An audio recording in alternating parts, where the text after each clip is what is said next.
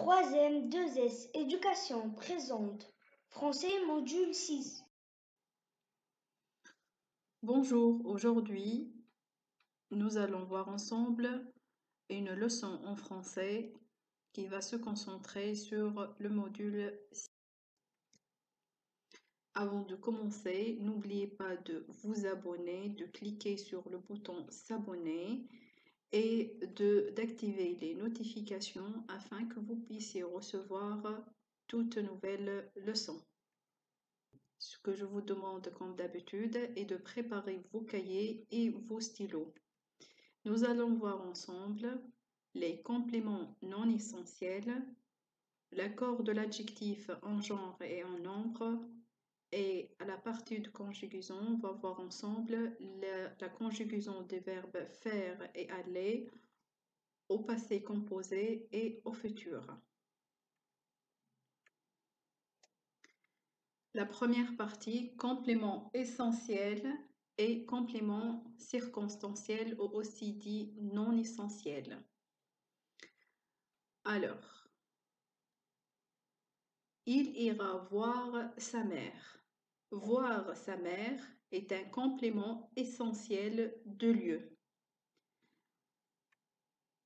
À Gafsa, il fait très chaud.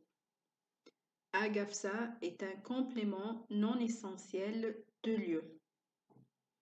En fait, pour distinguer un complément de lieu, il suffit de poser la question où.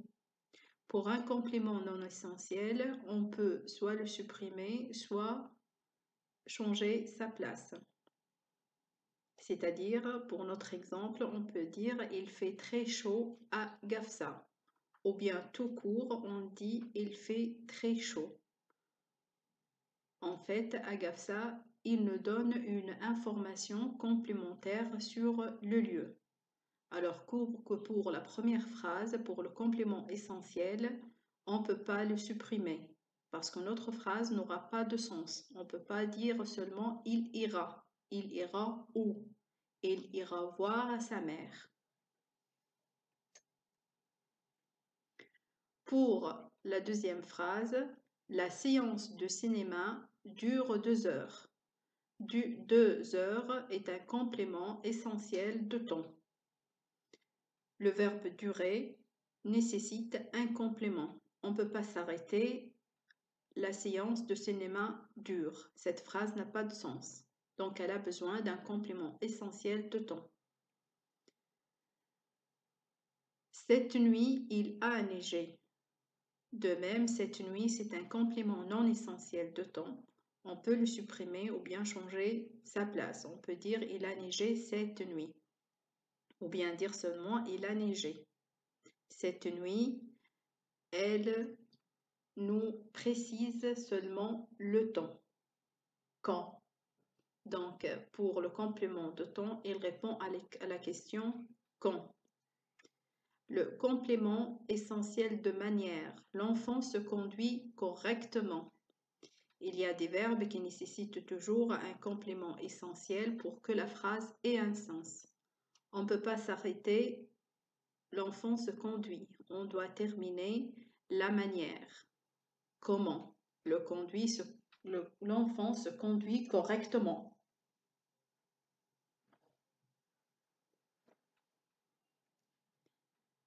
Il découvre avec plaisir les joies de la lecture. Dans cette phrase, on a un complément de manière non essentielle qui est avec plaisir, qu'on peut changer sa place ou bien le supprimer directement. On peut dire avec plaisir, il découvre les joies de la lecture, ou bien il découvre les joies de la lecture avec plaisir, ou bien dire tout court, il découvre les joies de la lecture. Et bien sûr, le sens est complet pour cette phrase parce que son complément de manière, il est non essentiel. C'est juste circonstanciel qui nous précise une information supplémentaire pour la phrase. Complément essentiel de mesure. Il mesure 1,80 m. Ici, on est en train de parler d'une taille d'une personne ou bien d'un objet. Il mesure 1,80 m. Si on va dire seulement il mesure, notre phrase n'est pas complète, elle n'a pas de sens. Donc le verbe mesurer, il a besoin d'un complément essentiel pour donner du sens à la phrase. Donc on ne peut pas supprimer 1,80 m. J'allonge cette robe de 2 cm. J'allonge cette robe de 2 cm. Pour de 2 cm, c'est un complément non essentiel de mesure que je peux supprimer ou bien changer sa place. Je peux dire de 2 cm, j'allonge cette robe. Ou bien je peux même le supprimer et je dis j'allonge cette robe. Donc de 2 cm, elle m'a précisé seulement la mesure que je vais allonger. Un complément essentiel, car il ne peut être ni supprimé ni déplacé. Un complément non essentiel peut être supprimé ou déplacé. Il apporte simplement une information supplémentaire à la phrase. On l'appelle aussi complément circonstanciel. Passons maintenant à l'exercice numéro 1 pour appliquer ces informations.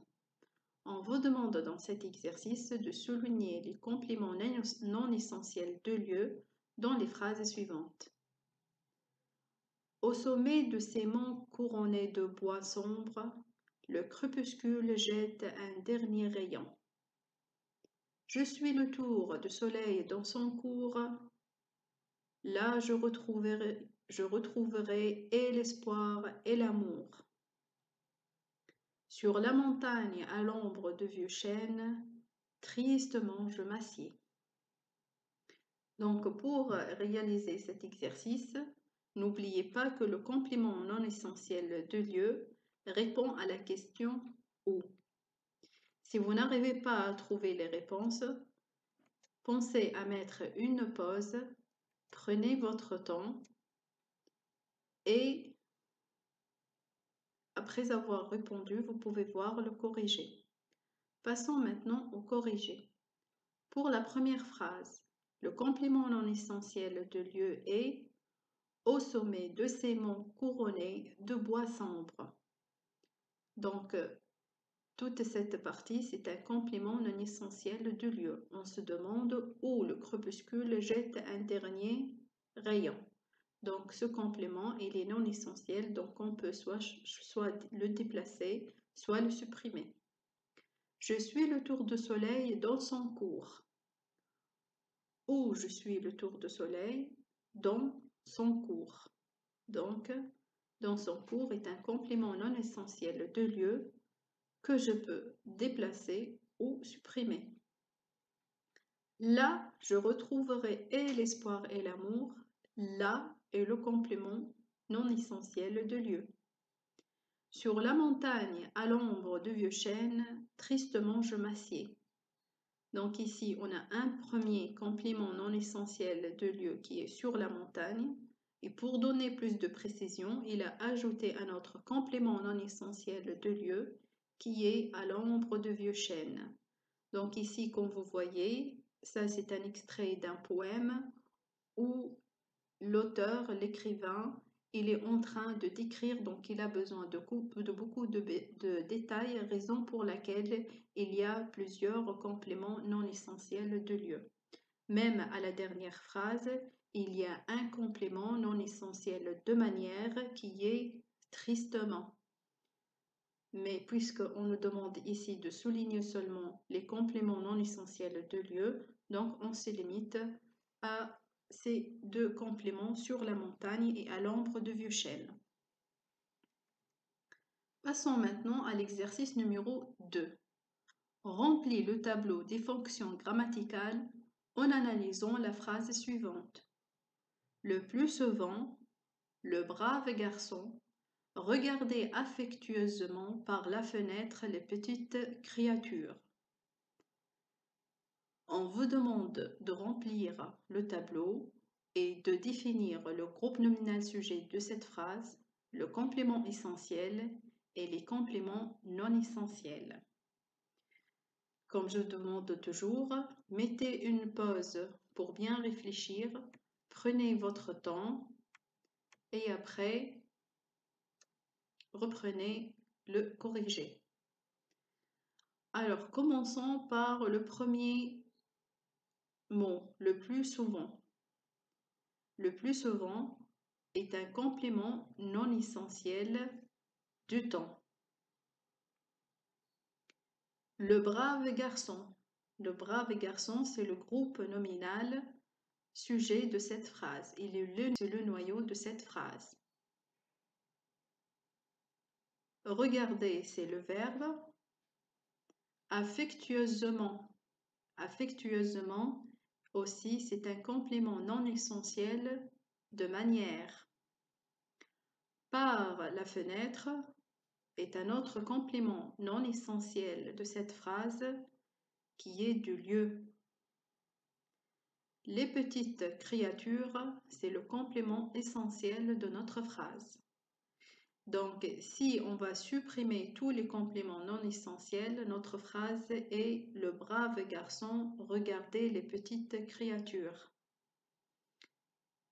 Donc, il y a 3 compléments non essentiels dans cette phrase, un qui est de temps, le deuxième de manière et le troisième de lieu. Exercice numéro 3. On vous demande de compléter les phrases par des compléments non essentiels de votre choix.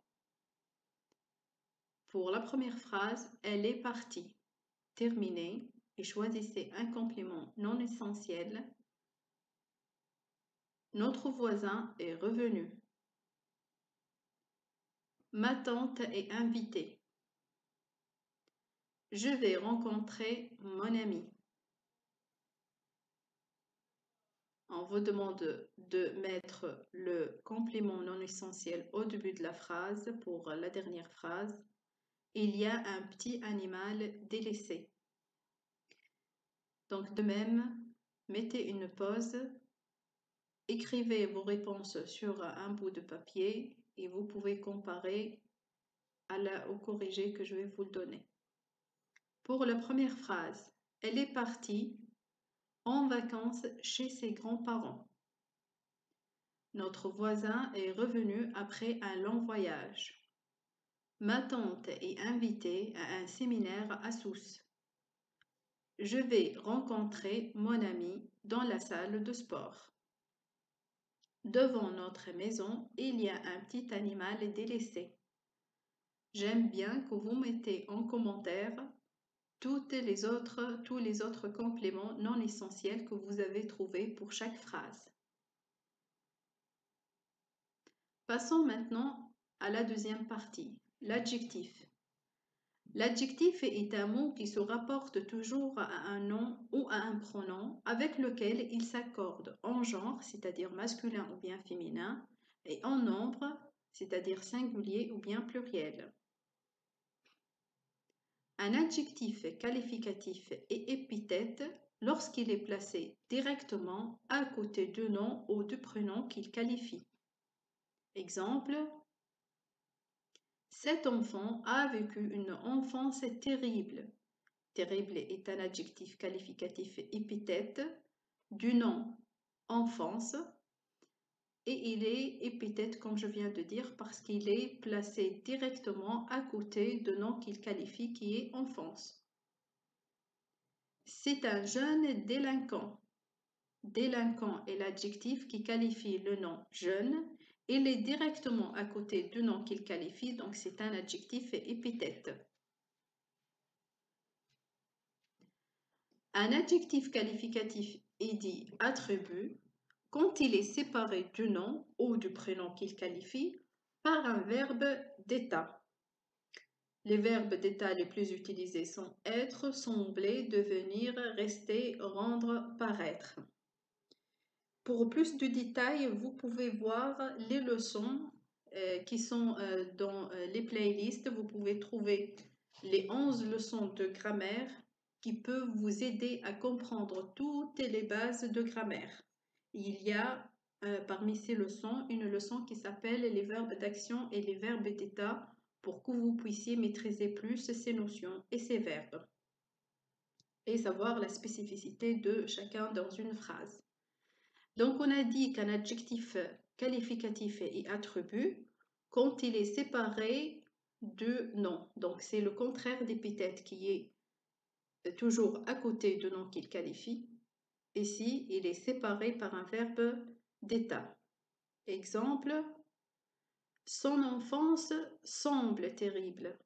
C'est comme le premier exemple, terrible, elle qualifie toujours le nom enfance, mais cette fois-ci, elle est séparée par un verbe d'état qui est semblé, donc c'est un adjectif qualificatif attribut et n'est pas épithète.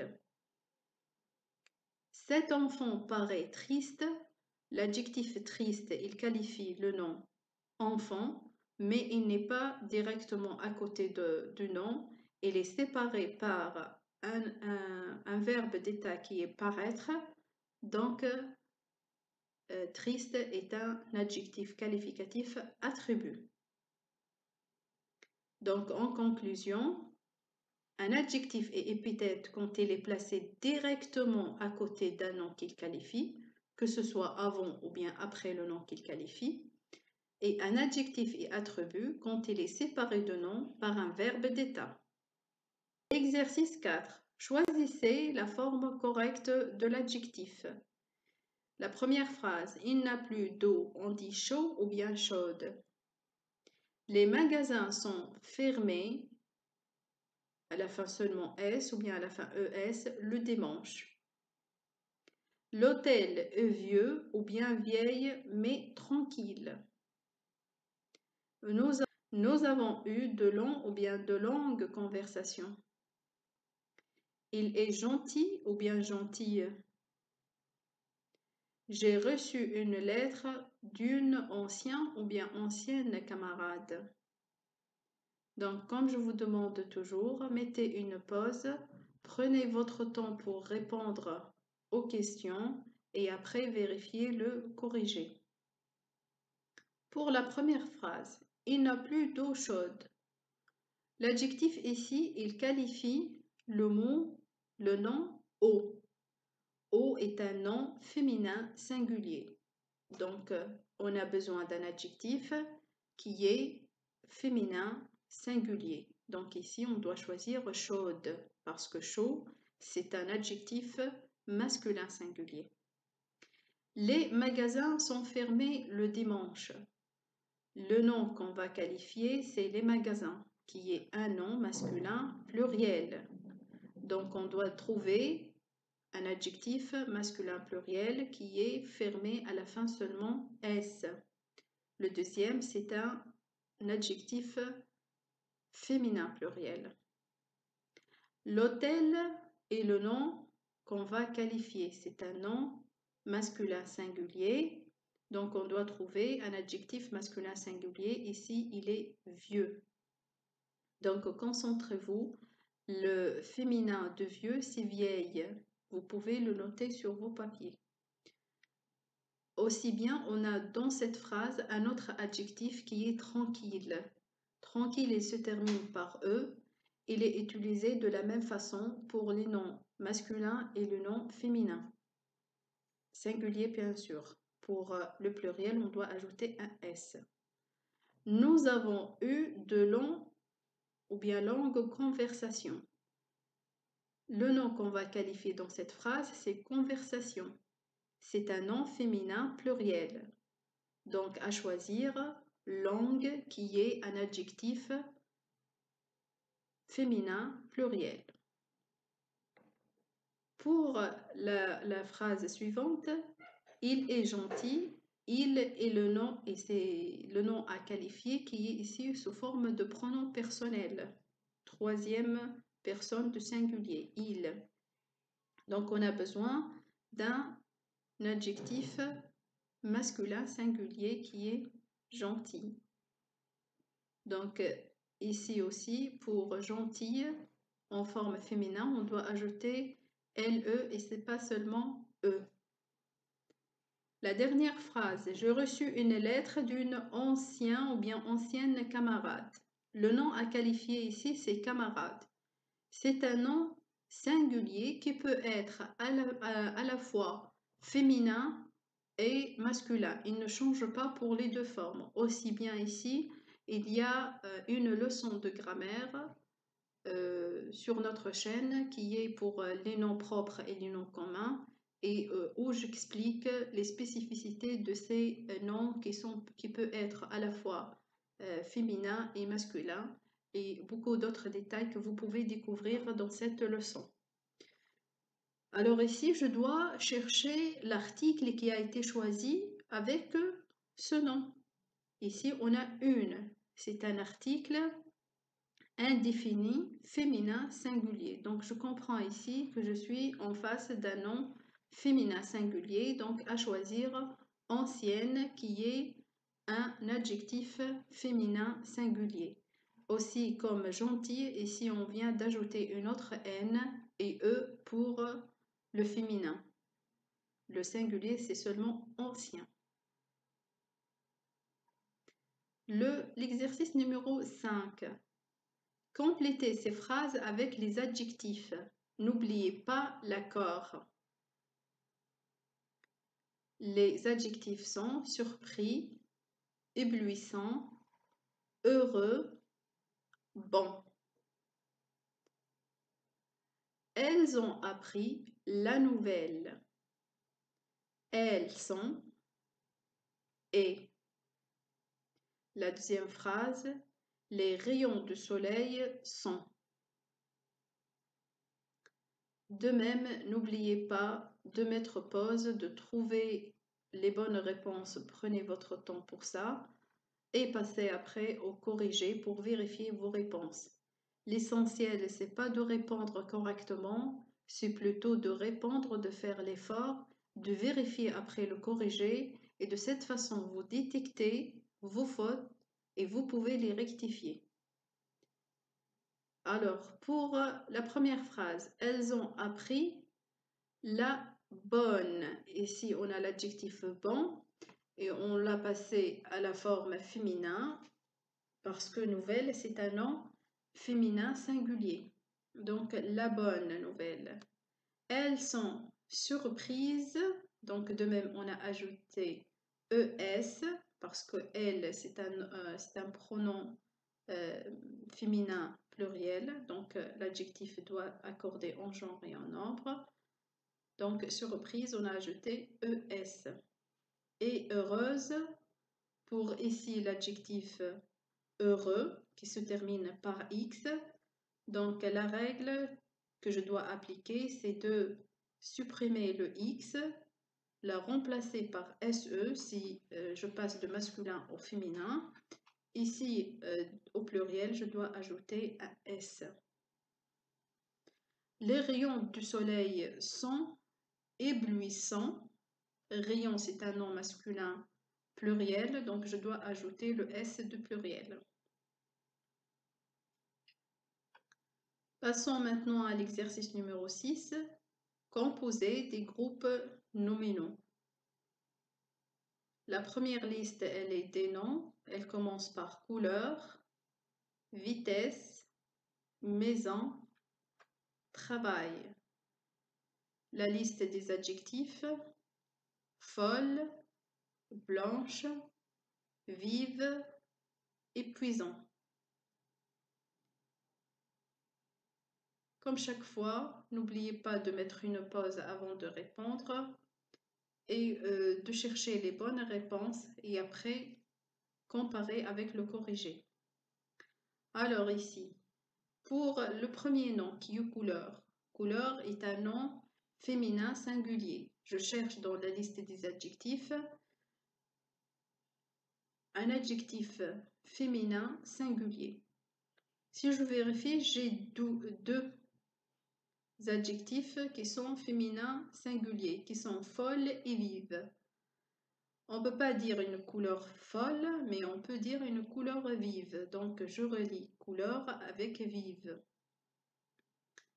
Vitesse, c'est un nom féminin singulier.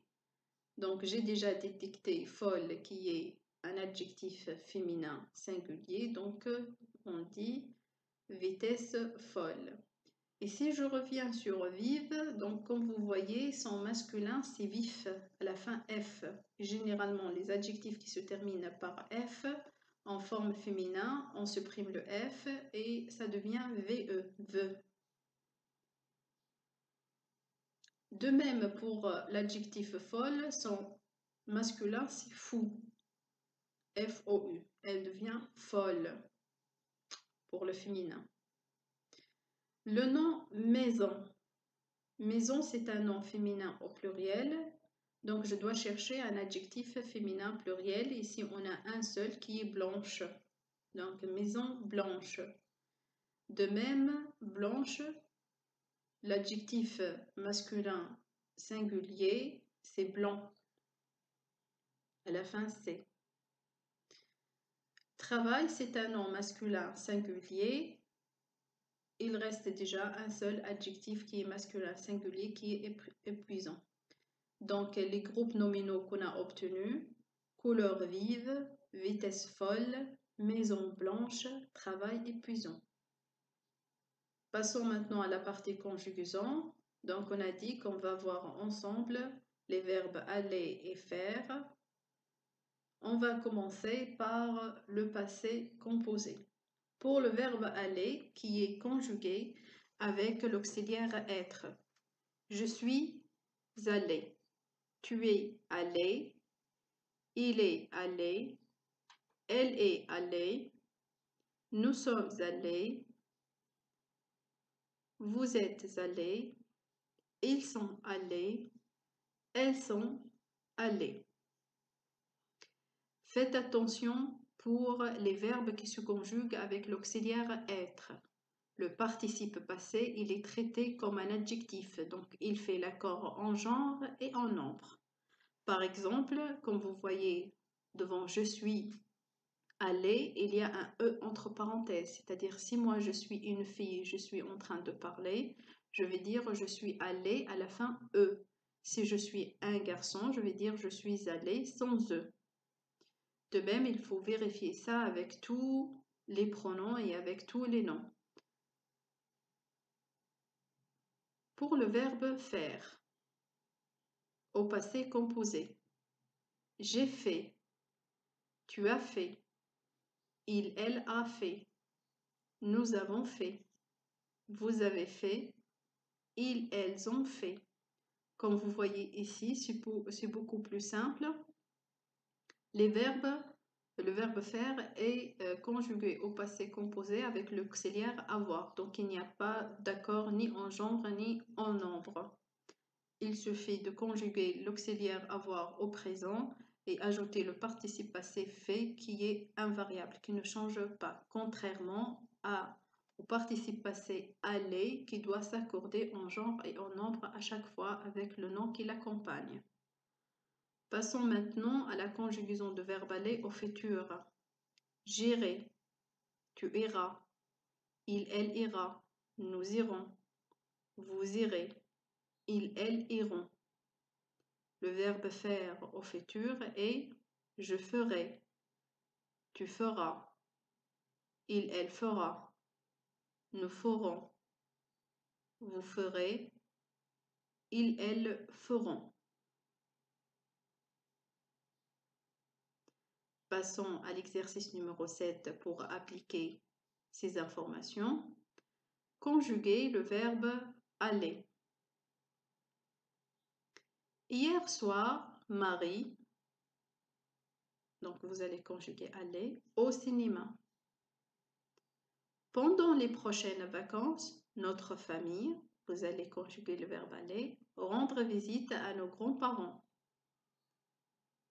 L'année dernière, Arun et Aya allaient en colonie de vacances. Demain, je, le verbe aller, au théâtre.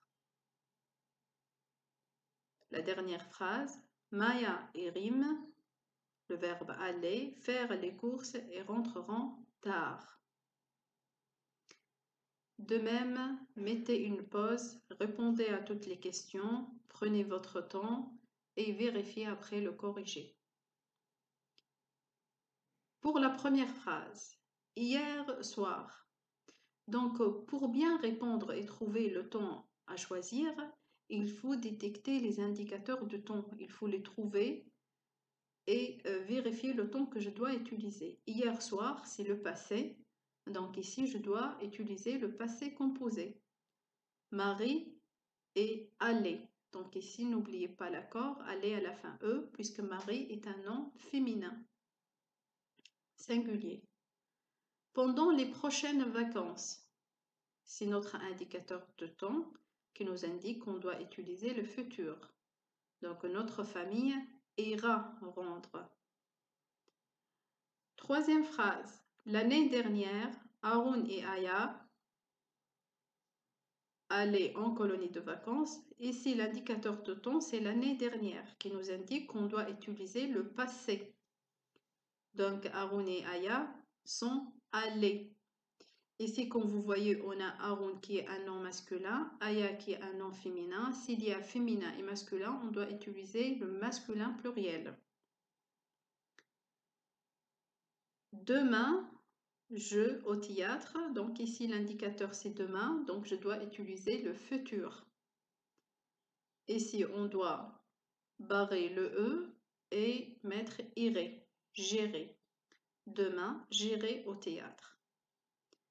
Pour la dernière phrase, Maya et Rim allaient faire les courses et rentreront tard. Et ça, on a ici dans cette phrase, on n'a pas d'indicateur explicite de temps. Il n'y a pas de complément non essentiel de temps, mais plutôt on a un verbe qui est conjugué. Il est conjugué au futur, donc je dois utiliser le même temps. Maya et Rim iront faire les courses et rentreront tard. Donc il y a et, donc ça me montre que je dois utiliser le même temps. Ça n'a pas été une action ni antérieure ni postérieure. Donc j'utilise le même temps. Exercice numéro 8. On vous demande ici la même chose, mais avec le verbe faire. Conjuguer le verbe faire. Après-demain, tu, le verbe faire, ton devoir en français. Pendant son dernier voyage, Ryan faire beaucoup de connaissances. L'année dernière, notre classe faire une sortie pour découvrir les musées. Demain, je faire un gâteau à l'occasion de ma réussite. Et dernière phrase, nous faire les courses et nous sommes rentrés tard. Donc, de même, les mêmes consignes. Mettez une pause, prenez votre temps pour répondre et après vérifiez le corriger. On va procéder de la même façon. On doit vérifier s'il y a un complément de temps qui peut me préciser le temps que je dois utiliser. Pour la première phrase, c'est après-demain. Après-demain, c'est indicateur de temps de futur. Donc, tu feras ton devoir en français. Deuxième phrase, on a un complément de temps non essentiel qui est pendant son dernier voyage. Il nous indique le passé. Ryan a fait beaucoup de connaissances. L'année dernière est un complément non essentiel de temps du passé. Donc on a dit, notre classe a fait une sortie pour découvrir les musées. Demain, de même, est un complément non essentiel de temps qui indique le futur. Donc demain, je ferai un gâteau à l'occasion de ma réussite. La dernière phrase est la même que l'exercice numéro 7. Il n'y a pas de complément non essentiel explicite qui nous montre le temps à choisir, mais plutôt on a un verbe qui est conjugué au passé. Nous sommes rentrés, donc le verbe rentrer c'est comme le verbe aller, il est conjugué avec l'auxiliaire être et s'accorde en genre et en nombre. Donc ici je dois choisir de même le passé composé pour le verbe faire. Donc nous avons fait les courses et nous sommes rentrés tard. Passons maintenant à la partie expression écrite. Donc ici je vous demande de rédiger un sujet et dans quelques jours, vous aurez la correction aussi sur notre chaîne. Écris une lettre à ton ami pour lui décrire comment tu as passé la période de confinement suite à la pandémie Covid-19. Et pensez bien à exploiter le contenu de module 6, comment garder la forme et comment gérer le stress. Donc ici, selon les circonstances mondiales, il y a le confinement suite à une pandémie et il y a beaucoup d'informations qui sont très riches dans votre module 6. Comment bien vivre le confinement, comment rester en forme, comment gérer votre stress. Donc vous pouvez exploiter toutes ces informations pour rédiger une expression écrite. Vous pouvez laisser vos essais en commentaire. Vous pouvez prendre une photo et la laisser en commentaire ou bien écrire l'essai que vous avez fait et on va essayer de corriger le maximum de vos essais écrits. Nous arrivons à la fin. Je vous remercie pour votre attention. N'oubliez pas de vous abonner et au revoir.